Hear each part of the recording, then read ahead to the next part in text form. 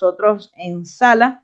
Ya llegamos a la recta final, bueno, no a la recta final, llegamos al final, la ponencia final de este día número 1 del Congreso con el doctor Hernán Cepeda, quien se está conectando con nosotros desde Honduras y ya también es de la casa, ustedes lo conocen, nos ha acompañado, fue docente de nuestro diplomado internacional en metacriminalidad, que si ustedes se perdieron la primera edición, créanme que la segunda va a estar genial.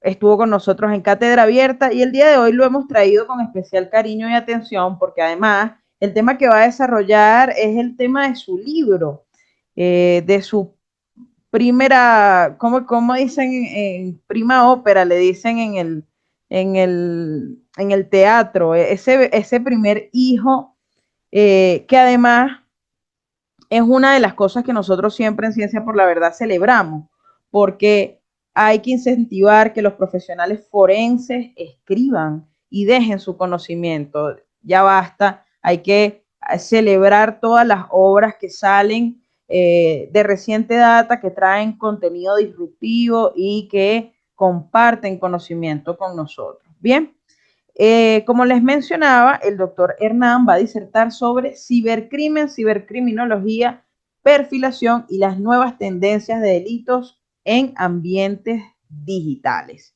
Y esto es básicamente, hablaremos del territorio más complejo, más dinámico y quizás el más desafiante de la investigación criminal contemporánea, como lo es el ecosistema digital. De la mano del doctor Hernán vamos a hablar, vamos a analizar los límites entre el espacio físico y esas velocidades vertiginosas que existen en la red. Vamos a hablar del anonimato, de la automatización y de la hiperconectividad que ha transformado por completo el panorama criminal de nuestros tiempos. Así que esta ponencia, por supuesto, nos invita a mirar el ciberespacio no solamente como un espacio de riesgo, que siempre ya en anterior ocasión lo dije, sino también como un espacio en donde la ciencia forense, la criminología y la tecnología deben trabajar juntas para anticipar, prevenir y combatir el delito digital con mayor precisión y eficacia. Bienvenidos sean todos a este recorrido por la frontera más viva y cambiante de la investigación criminal de nuestros tiempos. Gracias, doctor Hernán, por acompañarnos nuevamente en los espacios académicos de Ciencia por la Verdad. Y bueno, no me queda más sino cederle el espacio para que pueda iniciar con su disertación. María Raquel, siempre es realmente un gran honor estar con Ciencias por la Verdad, como decía la doctora Isabel, me siento parte de la casa y es realmente un honor siempre estar con ustedes, compartiendo conocimientos. Más adelante vamos a ver una pequeña reflexión que les voy a dejar al final sobre esto mismo.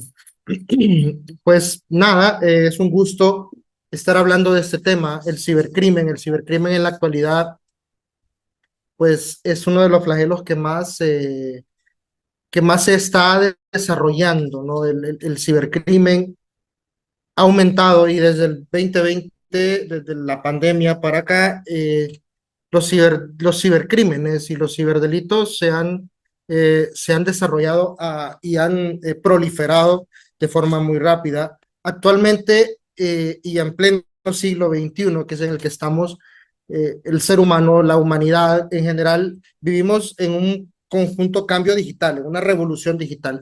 Hemos vivido una revolución industrial, hemos vivido una revolución social también en cierto momento de la historia y ahora estamos viviendo una revolución digital muy grande. Actualmente, algunas estadísticas interesantes es que alrededor de 5.3 mil millones de personas se conectan a Internet, están conectadas a Internet.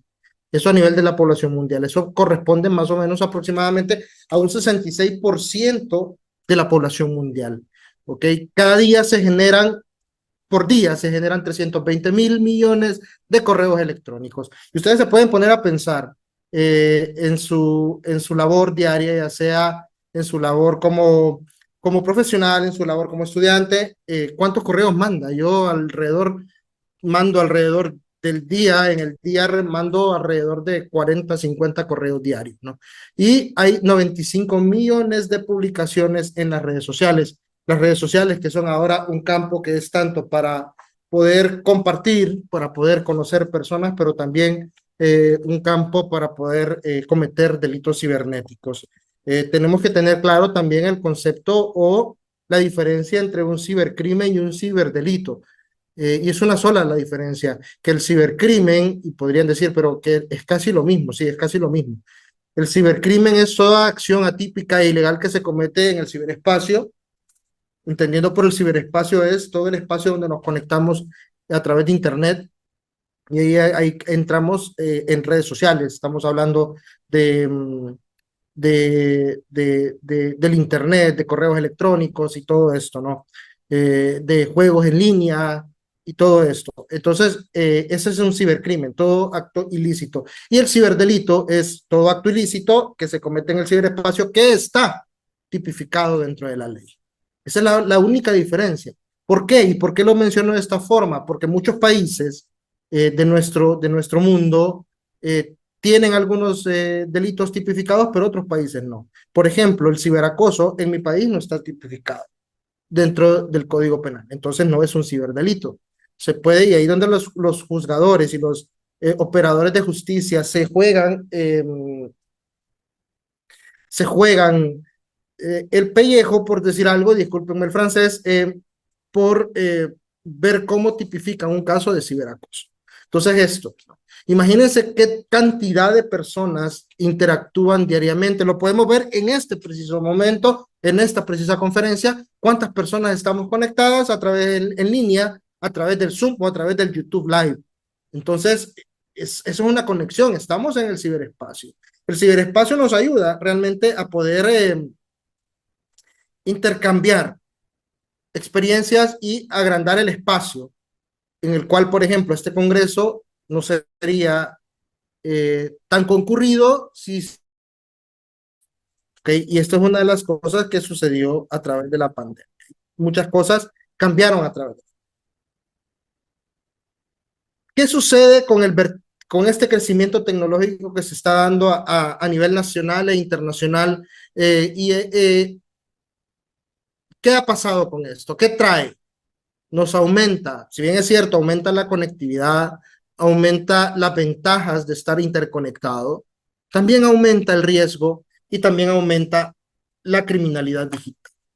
Muchas personas se convierten en ciberdelincuentes o ya existen y se potencia a través de la interconectividad que actualmente tenemos, se potencia esto, ¿no? Según Interpol, los delitos informáticos, y este es un dato del año pasado, del 2024, los daños informáticos han crecido en un 87% en los últimos 5 años. Podemos decir, ok, pero son 5 años, sí, pero son 5 años significativos, y ese porcentaje es muy alto, que no debería de ser tan alto, ¿no? ¿Qué sucedió? La pandemia sucedió, muchas empresas, muchos negocios se volvieron digitales, y otra cosa que influye es el poco conocimiento sobre los ciberdelitos y el pensar, y eso es algo que se los digo siempre yo a las personas con las que interactúo, ya sea a través de una conferencia, a través de una ponencia, de una clase, y les digo yo, mientras a mí no me pase, no le tomo importancia. Y eso sucede.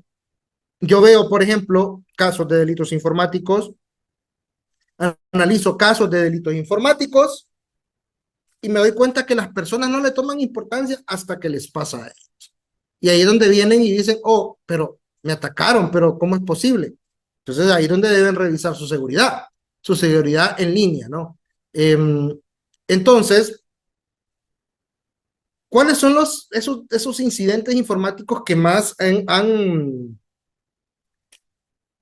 han crecido? ¿Ok? Los fraudes electrónicos, ¿ok? A través, por ejemplo, del phishing, el tratar de engañarme a mí eh, a través de un correo electrónico o de un mensaje de texto o de un mensaje a través de WhatsApp o de alguna de las redes de comunicación, haciéndose pasar por alguien y diciéndome que algo va a pasar si no hago algo, si no comparto cierta información. Imagínense ayer, por ejemplo, me cae a mi WhatsApp de un número desconocido, que debo pagar mi servicio de internet y de cable residencial. Y mi servicio de cable y residencial está pagado. Entonces, simplemente tomé una captura, guardé el número, lo mandé a las unidades de investigación y bloqueé el número. Pero imagínense ese tipo de fraude. Las personas muchas veces caen porque sienten un temor a poder perder su información, a poder perder su dinero. Me caen correos, por ejemplo, de, de bancos diciéndome que mi cuenta se va a inactivar si yo no comparto cierta información o si yo no actualizo mi información, y de repente, y a veces lo comento de esta forma un poco jocosa con mis alumnos, por ejemplo, que me río. ¿Por qué? Porque yo no tengo cuenta o ninguna relación comercial con ese banco o con ese negocio, ¿no? Entonces, ¿cómo es que se me va a inactivar una cuenta que ni siquiera existe? Esas son técnicas de phishing, ¿no? Y de ingeniería social. O sea, el phishing y viene de la palabra fish, de pescar. O sea, ellos lanzan el anzuelo a ver quién cae, ¿no? Está el ciberacoso, que es uno de los que actualmente se lleva a cabo eh, a través de las redes sociales mucho, ¿ok? Y el ciberacoso afecta tanto a los niños como a los adolescentes como a nosotros los adultos, ¿no? Entonces es importante que sepamos reconocer las señales también. Los robos de identidad o el hacerme pasar por otra persona en una red social, o el secuestro de información como el ransomware, ¿no? El ransomware es otra de los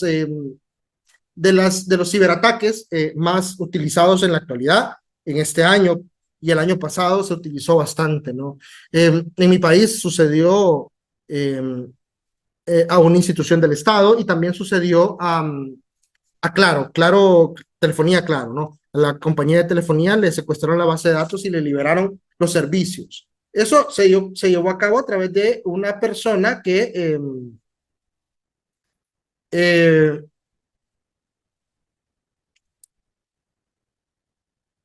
una persona que fue despedida y que se sintió ofendida y tenía los conocimientos y logró atacar a Claro y secuestrar la información. Y aparte de eso, aparte de secuestrarles la información, logró liberar los servicios. O sea, que las personas tuvieron por muchos meses eh, sus cuentas, o sea, abiertas. O sea, aunque no tuviera saldo, por decir algo, una cuenta de prepago, ellos podían seguir haciendo llamadas y navegando por internet, o las personas que no habían pagado su cuenta de postpago podían seguir también navegando y haciendo llamadas por internet. El problema se solucionó como varios meses después, pero de hecho en cierto tiempo todavía sigue dando cierto tipo de problema esto, que no terminó de solucionarse.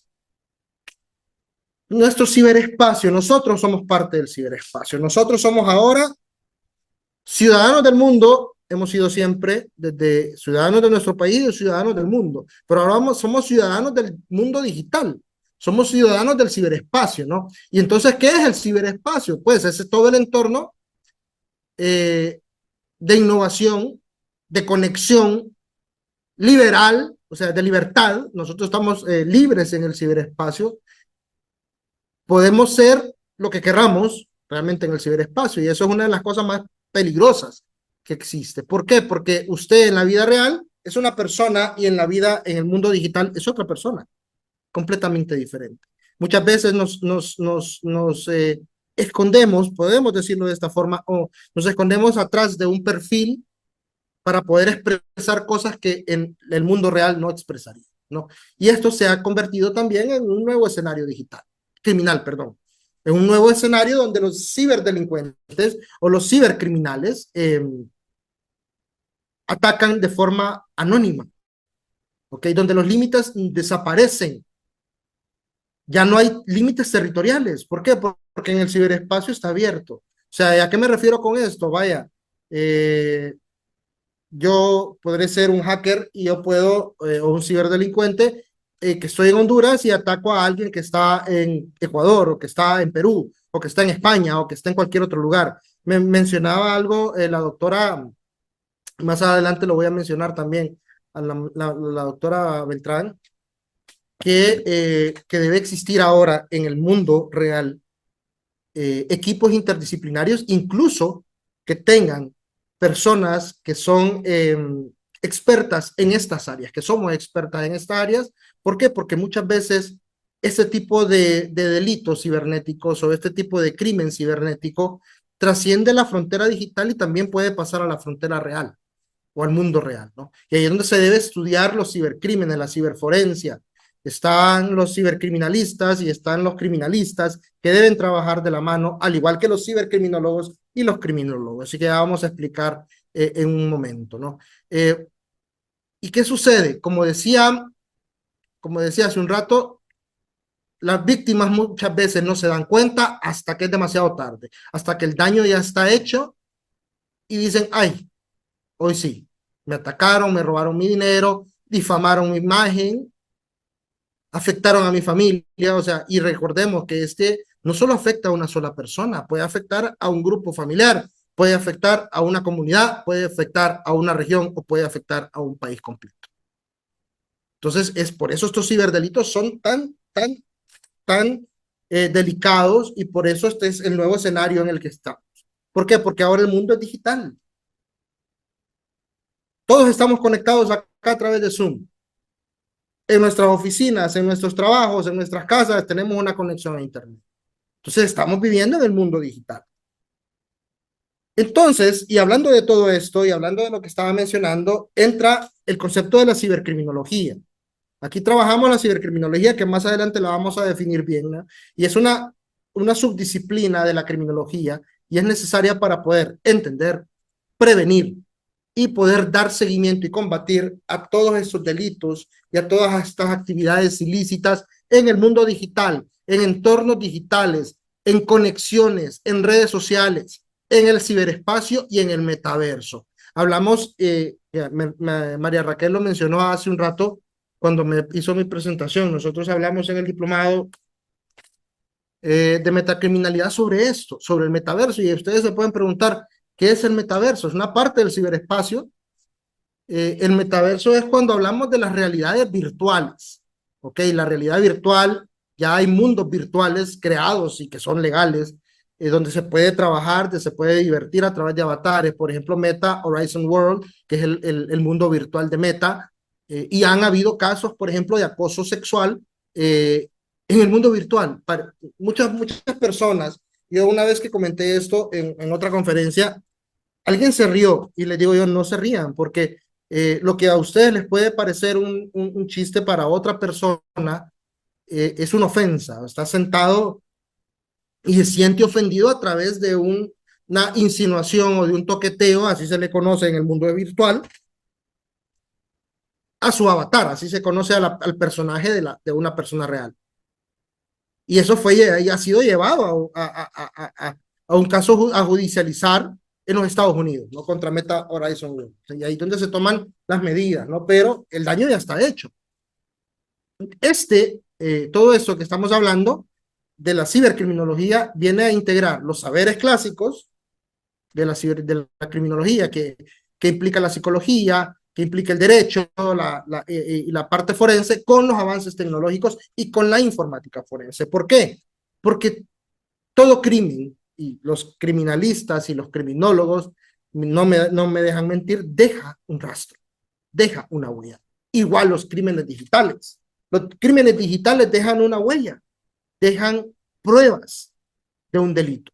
Y esas pruebas hay que saber reconocerlas y hay que saber extraerlas de los dispositivos donde se encuentran. Por ejemplo, una fotografía en un caso de trata de personas o una fotografía en caso de pornografía infantil, ¿ok? O de trata de niños en casos de pornografía infantil o de tráfico sexual de niños, ¿no?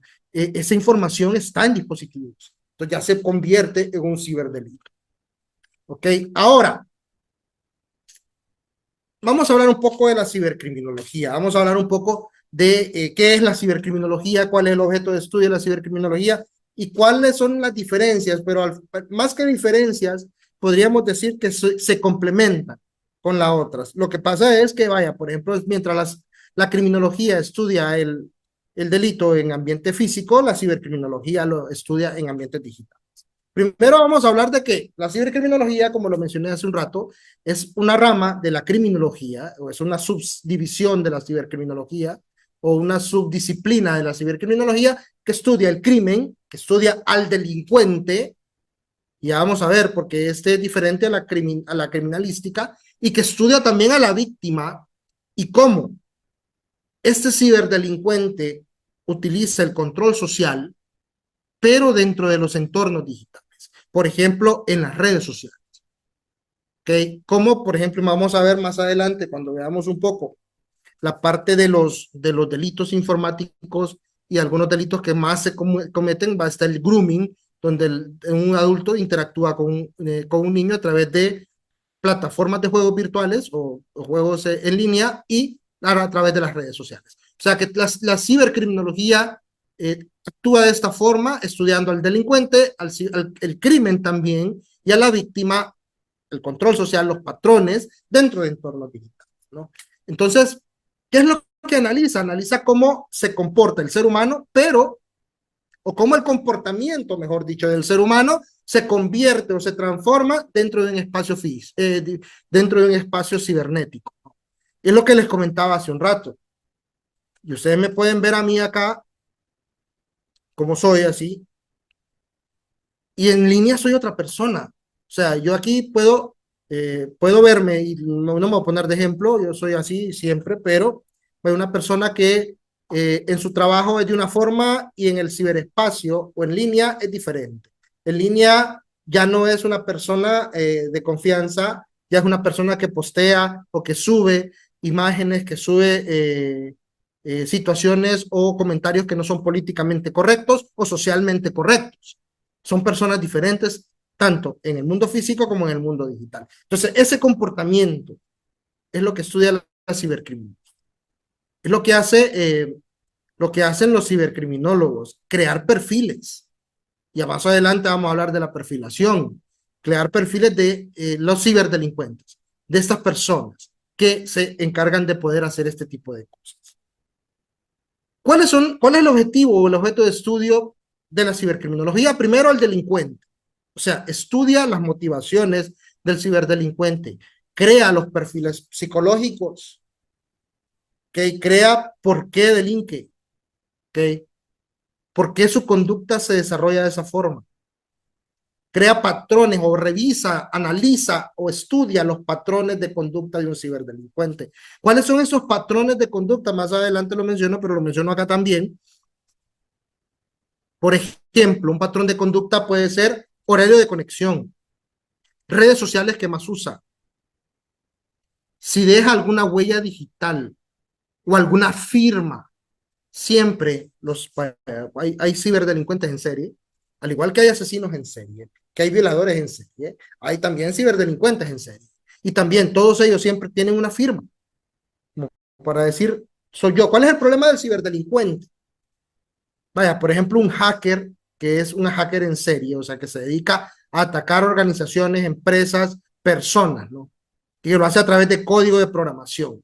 Normalmente los ciberdelincuentes que hacen esto y que utilizan código siempre dejan su firma plasmada en el código de programación a través de un comentario en el código.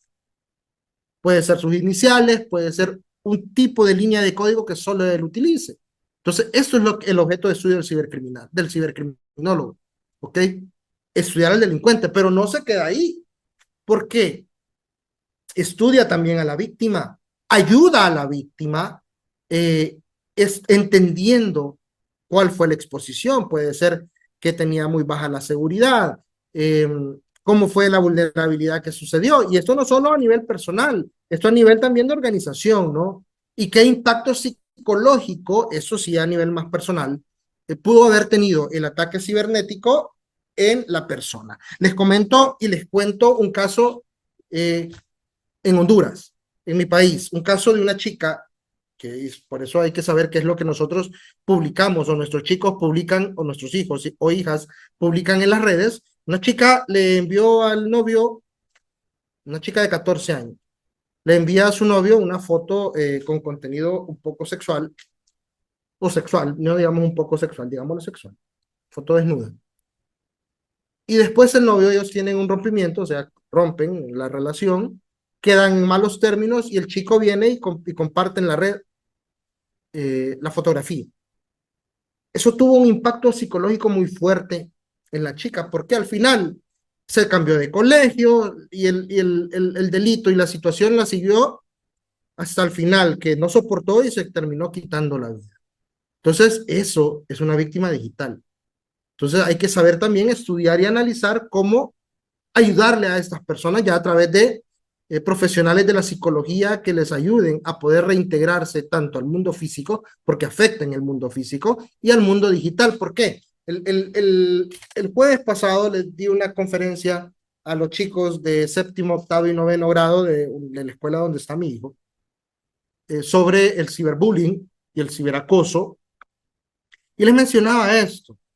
Eh, el impacto psicológico, como mínimo, lo que sucede es que ellos empiecen a odiar el Internet. Y eso no solo va para los niños y los adolescentes, va para los adultos, que no quieran conectarse, que no quieran ni siquiera abrir un correo electrónico. ¿Ok? Entonces, pero también el impacto viene hacia la familia o hacia las personas que lo rodean. ¿Ok? También estudia el delito, cuáles fueron los medios tecnológicos que se utilizaron para cometer el delito y cuáles fueron los medios tecnológicos que fueron o que utilizaba la víctima y en donde recibió los ataques.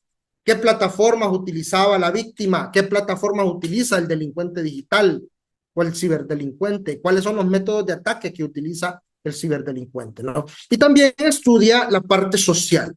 Y dentro de la parte social está las leyes.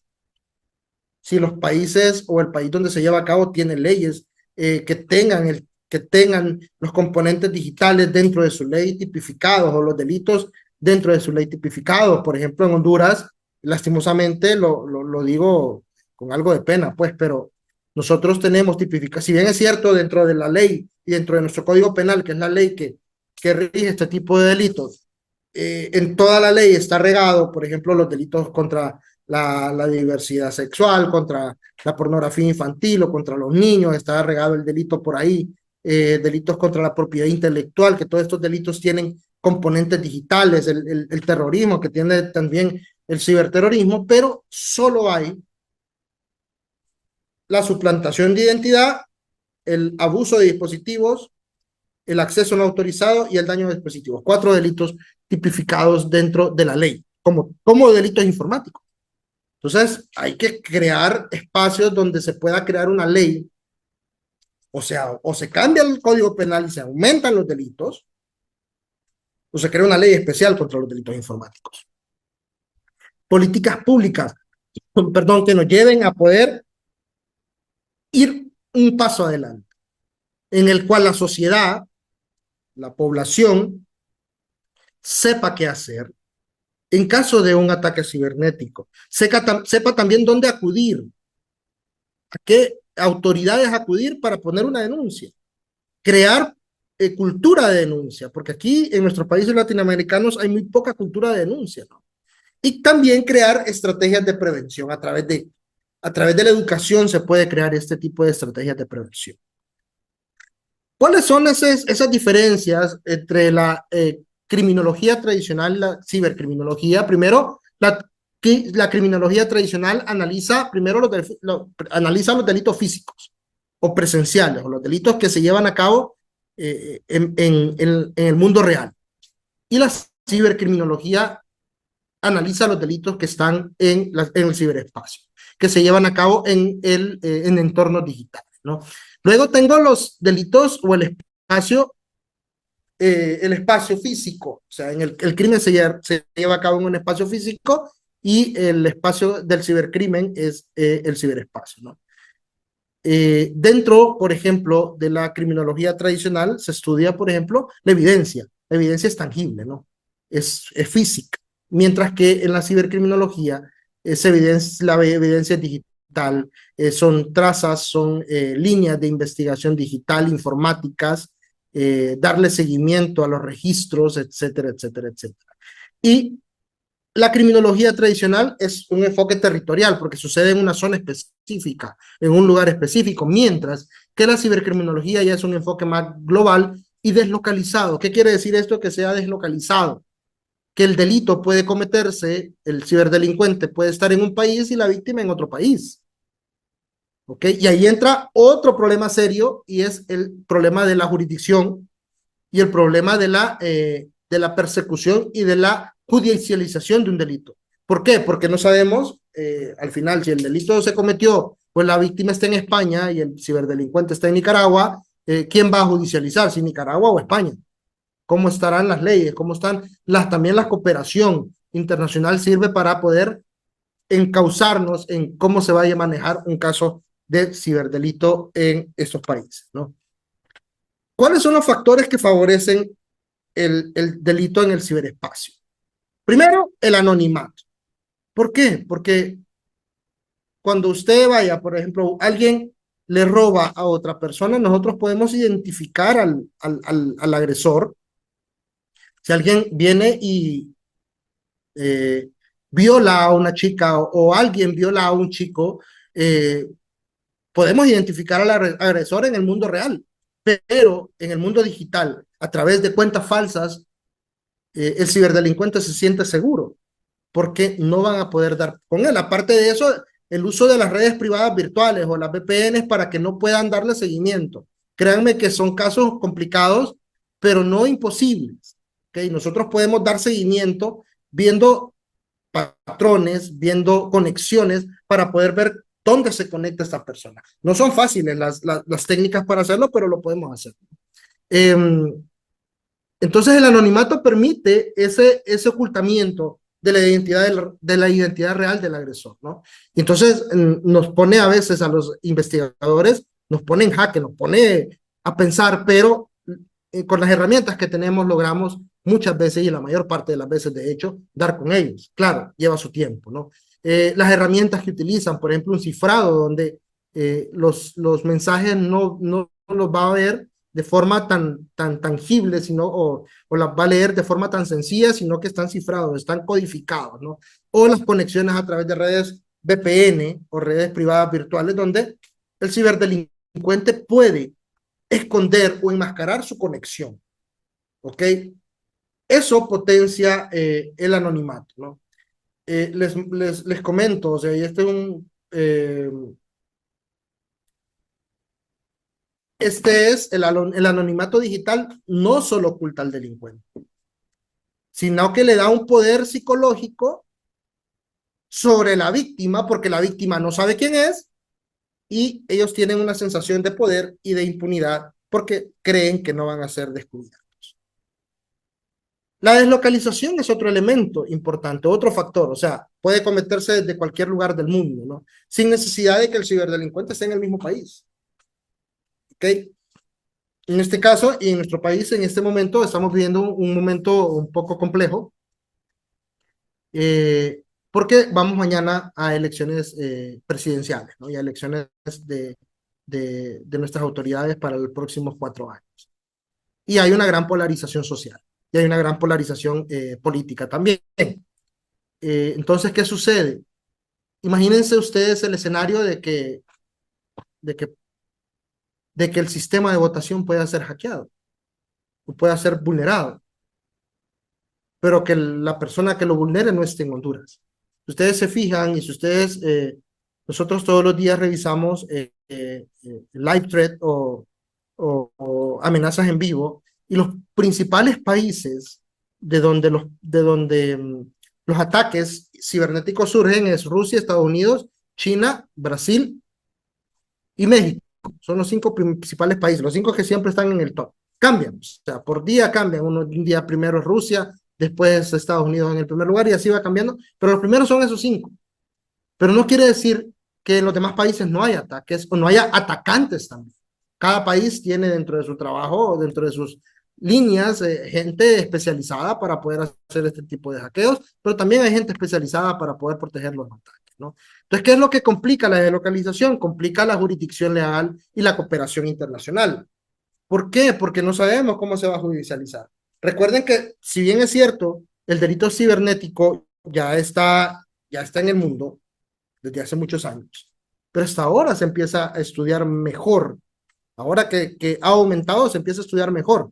Y entonces ahora se empieza ya a tomarse se empiezan los países, los estados a tomarse el tiempo para ver cómo se va a judicializar y todo, ¿no?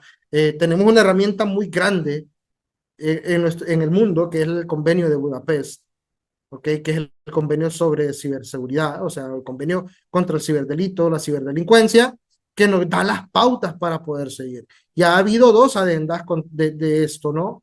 Una que habla sobre los delitos contra la diversidad cultural, sexual, eh, eh, religiosa en el mundo digital. Y el más reciente, que es de hace 2 años, de 3 años, 2022, habla de el manejo de la evidencia digital. Nos ayuda a estandarizar cómo se va a manejar la escena del crimen digital y cómo se va a manejar el cómo se va a manejar el,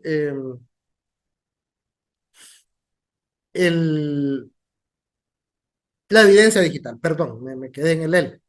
¿Ok? También, cualquier persona puede convertirse en ciberdelincuente obteniendo las herramientas, obteniendo las herramientas justas, ¿no? Hay bases de datos, de información, hay herramientas que ya están en línea, herramientas delictivas para poder generar un ciberataque, malwares o software maliciosos que pueden ayudarme a generar un ataque, bases de datos que se han filtrado y que me pueden servir de cierta forma para poder cometer una estafa o una extorsión. Esa es la accesibilidad que tenemos. Todos, sabiendo buscar en Internet, podemos encontrar cualquier cosa. ¿Okay? ¿Cuáles son los principales ciberdelitos que se dan en el mundo real actualmente? ¿No? Primero, el phishing, que es lo que les comentaba hace un rato. Es un fraude digital que busca robar información, datos, contraseñas personales a través de, personales o institucionales, a través de correos o de mensajes o de enlaces falsos. Ok, vaya a darle clic a un enlace del que usted no esté seguro, por favor no le dé clic. Si no está seguro realmente de que es un lenguaje legítimo. Y muchas veces estos tipos de ataques vienen incluso de cuentas que parecen ser reales, ¿no? Vaya, por ejemplo, y es un ejemplo que sucede bastante, este de su cuenta será suspendida. Haga clic aquí para verificar sus datos. Esa primera frase del ejemplo, su cuenta será suspendida, habla de uno de los elementos interesantes del phishing, que es el sentido de la urgencia. Todo correo de phishing, aparte de una mala redacción que muchas veces trae, viene con un sentido de urgencia, que me dice su cuenta va a ser suspendida. Entonces ya la persona entra en pánico. Muchas veces entramos en pánico, ¿okay? Al ver esto. Y le damos clic. ¿Ok? ¿Cómo podemos prevenir el phishing? No abriendo enlaces sospechosos, verificando si el dominio, o sea, la dirección de Internet de donde viene es real, es falsa. Si vaya, si usted le manda un correo de un banco, el correo debe venir del servidor de correos del banco. No de un correo de Hotmail, no de un correo de Yahoo o no de un correo de Dios sabe dónde, porque aparecen unas direcciones de correo rarísimas, ¿no? Otra forma de phishing, por ejemplo, de tratar de pescar información es, no sé si en algún caso a alguno de ustedes les ha sucedido, pero a mi correo pasa muchas veces que caen cuentas o caen correos que me dice, querido beneficiario, el gobierno no sé qué le ha donado a usted tanta cantidad de millones de dólares. O yo soy una persona que mi esposo me dejó tantos millones de dólares y yo quiero ayudar y le quiero ayudar a usted para que usted pueda ayudar a su gente. Eso es falso. Pero ¿qué pasa? La gente cae porque dice, hay dinero que me van a regalar. Y al final le quitan el dinero porque lo estafan y al final le quitan el dinero. Entonces, vaya, por ejemplo, te ganaste un carro, te ganaste una casa, te ganaste el último iPhone. Da clic aquí y le da clic ahí y después se comunican con usted a través también de WhatsApp y le dice, pero tienes que pagar tanto dinero para que te lo podamos dar. ¿Cómo es posible que yo me gane algo y tengo que pagar todavía para poder reclamar el premio? Eso es falso, ¿no? Activar también mejorar las contraseñas, porque ese es uno de los errores más grandes que tenemos los seres humanos. Contraseñas fáciles de resolver. Por ejemplo, la contraseña más utilizada en el mundo, la contraseña más usada en el mundo es 1, 2, 3, 4, 5, 6, 7, 8. Esa es la contraseña más utilizada en el mundo. ¿Ok? Entonces, esa es la contraseña que más se utiliza. Entonces, poner contraseñas difíciles y cambiarlas cada cierto tiempo, activar la doble autenticación. ¿Qué es la doble autenticación? La doble autenticación es, damas y caballeros, saber, por ejemplo, una huella digital. Eso es la doble autenticación. ¿Ok? Eso es doble autenticación. Aparte de eso, por ejemplo, el reconocimiento facial, un PIN, eso es doble autentificación y eso me ayuda a mí, o un correo electrónico de recuperación, que cada vez que alguien quiere ingresar a mi cuenta, caiga un correo electrónico diciéndome, mire, aquí está cayendo, o alguien quiere ingresar a tu cuenta, ¿eres tú o no eres tú? Esa es una forma de prevenir el phishing. Otro es el ciberacoso, y este es completamente complicado, este es más complicado todavía. ¿Por qué? Porque aquí, en el ciberacoso, es donde el anonimato cobra vida. Y aquí es donde el ciberdelincuente agarra poder con el anonimato, ¿no? Es una conducta repetitiva de hostigamiento, de amenaza o humillación en línea. Ya sea por cómo se ve físicamente, ya sea por cómo habla, ya sea por su religión, ya sea por su género, y entonces empieza este hostigamiento, ¿no? Afecta la salud mental de las personas, la autoestima de las víctimas. Y lastimosamente el ciberacoso se da a todo nivel, desde niños hasta adultos, ¿no? Yo soy de la idea de que los niños no deben tener dispositivos móviles hasta después de los 17 años. Antes deben vivir su adolescencia y su niñez felices, sin tener que estar a través de una pantalla. Y con esto les ayuda a ellos a hablar un poco o a mejorar su salud mental, porque no están conectados todo el tiempo atrás de una pantalla. También está el grooming, este es otro de los delitos más aberrantes, la verdad, que es ciberdelitos, que es la manipulación por parte de un adulto hacia un menor con fines la mayor parte del tiempo sexuales. O sea, que se conecta el ciberdelincuente y ahí viene también una parte de suplantación de identidad. ¿Por qué? Porque el ciberdelincuente a través de la red se hace pasar por un niño o por una niña y empieza a pedirles a las personas o a los chicos o chicas, a las personitas, primero empieza como una conversación sin malicia. Hola, ¿cómo estás? ¿Cómo te llamas? Mira, yo soy de tal país, yo soy de aquí, tengo tantos años, mentira. Y se va ganando la confianza del chico. Y luego va escalando. Luego va escalando el nivel de peticiones. Mira, te voy a regalar un skin de Roblox, por ejemplo, o de Free Fire, que son juegos de video en línea, y de plataformas en línea, y Roblox ha sido una de las plataformas más criticadas por este tipo de cosas, porque los chicos interactúan con personas que no conocen, ¿ok? Pero tú me mandas una foto tuya, pero no le vas a decir a nadie. Ah, ahí va escalando, ¿no? Después le pido una foto desnudo, con poca ropa, y después desnudo, y después puede llegar al punto de decir, si estás en mi ciudad, te quiero conocer. Y cuando te quiero conocer, ese te quiero conocer, el chico va. Y ahí es donde el delincuente se muestra como es. Y muchas veces secuestran a los chicos y empieza la trata de chicos y de chicas con finalidad sexual. ¿Cómo podemos prevenir esto? Supervisando primero la actividad digital de los menores. O sea, ahí es cuestión de los padres y de las escuelas, ¿no?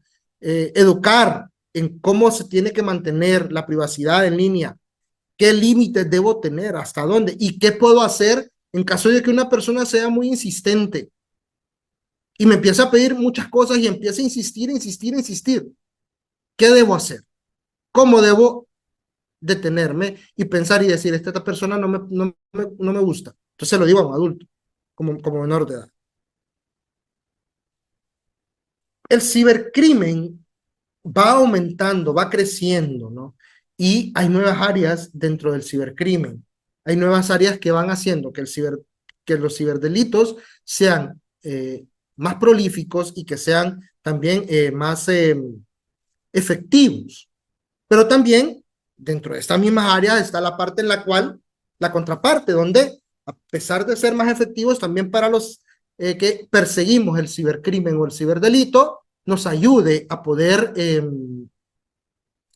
nos ayude a poder detectar más fácil y más rápido este tipo de delitos. Por ejemplo, una de las nuevas áreas es la victimología digital, que es una nueva rama de la victimología que estudia las causas y las condiciones en que una persona se puede convertir en una víctima digital.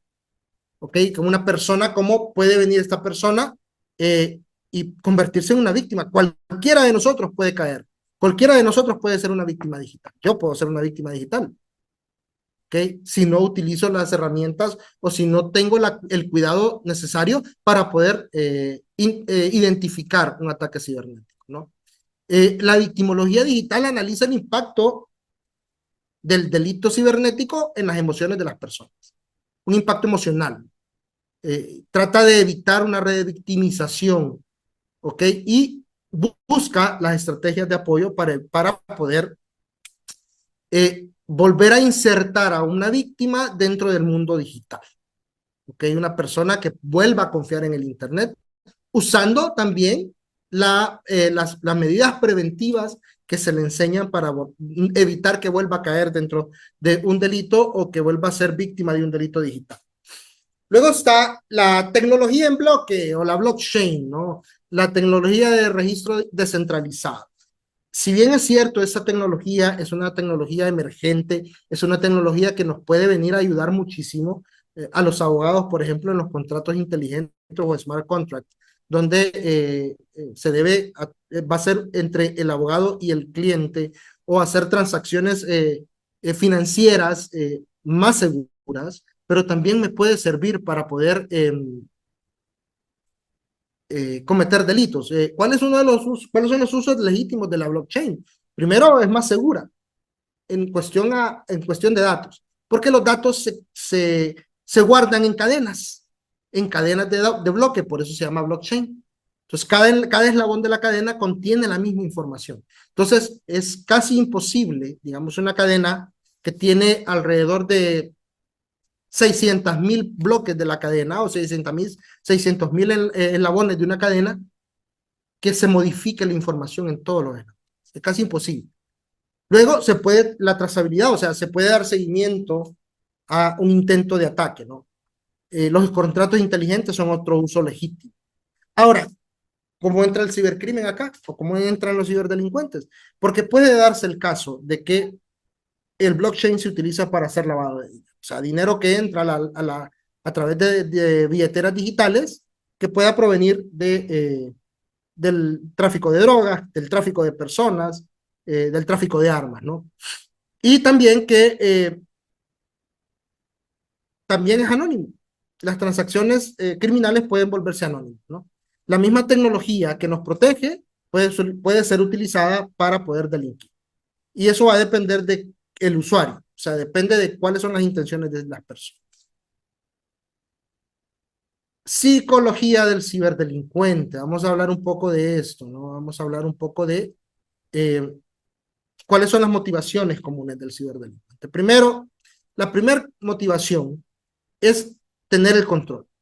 Al ciberdelincuente le encanta tener el control. Se sienten poderosos, ¿ok? Cuando pierden el control, cometen errores. Y ahí es donde nosotros podemos dar con ellos, ¿ok? Cuando se equivocan, porque se sienten asediados o porque cometieron un error. Luego, otra de las motivaciones es el ego, o sea, el decir yo lo hice. Lo toma como por curiosidad, quiero ver si logro entrar, si la seguridad de este lugar es buena o no. Y después en la red, imaginémonos la red como por ejemplo un iceberg, donde el 10% del iceberg es lo que vemos fuera del agua y ese es el 10%, la internet, ese 10% es donde navegamos y al fondo, abajo, en el 40-50% de la red, no, perdón, el 40% de la red es la parte oscura o la dark web, que es donde se manejan los ciberdelincuentes y donde venden ellos incluso herramientas para poder hacer hackeo, ¿no? También otra de las motivaciones es ganar dinero. Realmente es otra de las motivaciones más fuertes, ¿no? Ganar dinero a través de ataques cibernéticos.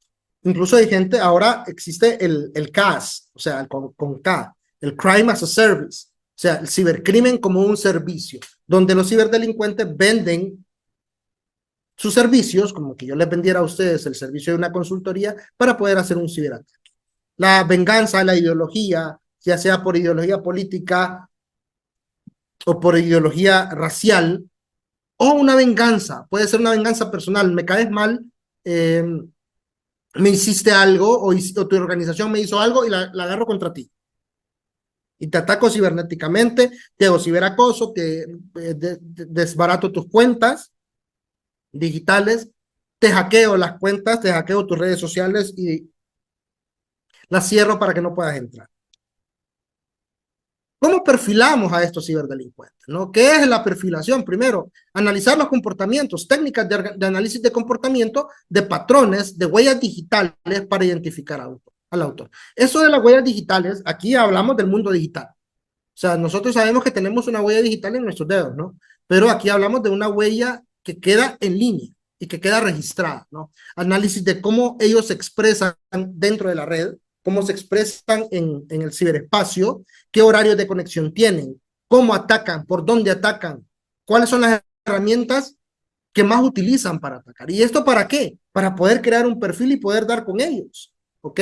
Si sabemos, por ejemplo, que una persona se conecta en la noche y solo se conecta para poder cometer ilícitos de 7 de la noche, por ejemplo, a 1 de la mañana, sabemos que puede ser que esa persona trabaje durante el día y tenga que usar transporte para poder movilizarse y poder llegar a ese horario, ¿no? Para poder cometer sus ilícitos, ¿no? Esa es una forma de poder ir analizando y creando perfiles de las personas, ¿no?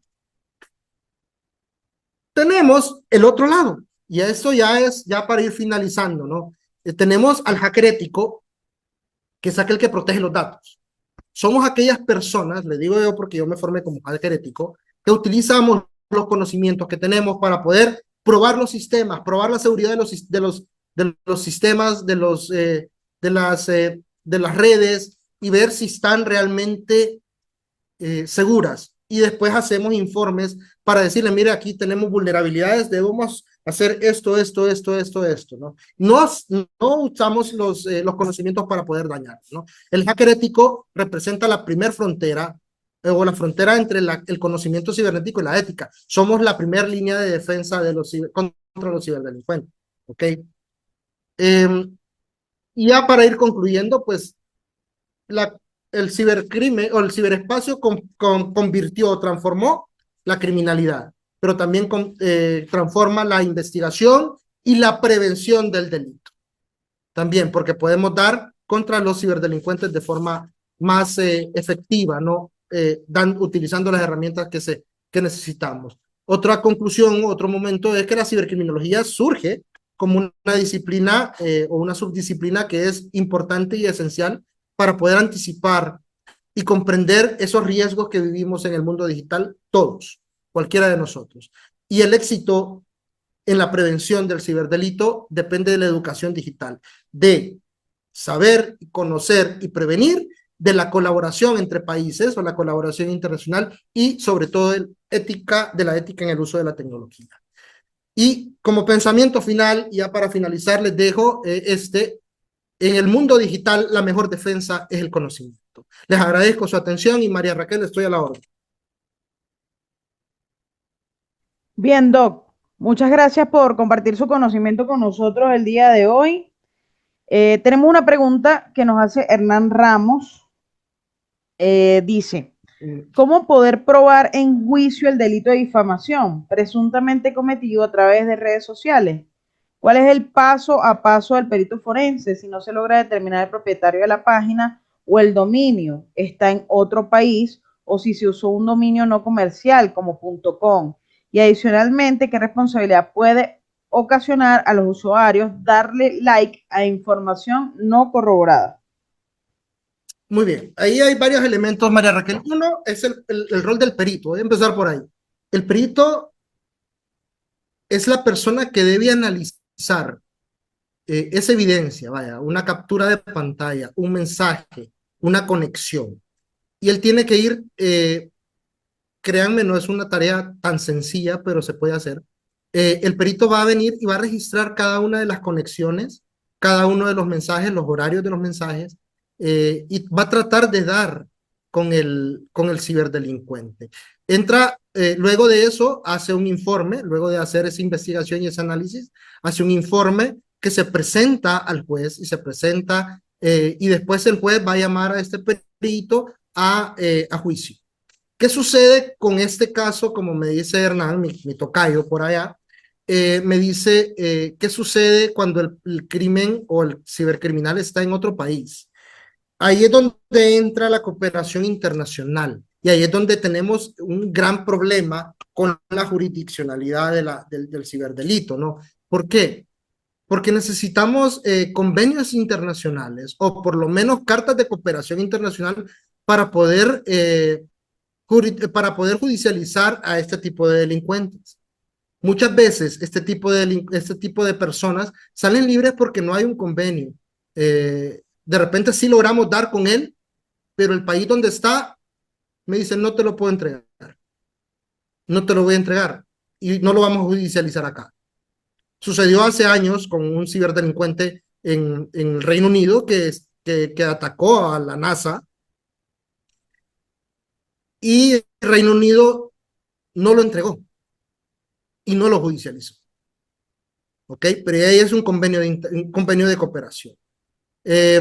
Y básicamente eso es lo que se hace, ¿no? ¿Qué sucede con el delito de difamación? Y ahí es donde también nosotros tenemos un gran problema en Honduras porque no existe el delito de difamación, pero todavía no hay un manejo real o un manejo, ¿qué les digo?, contundente de los medios de prueba.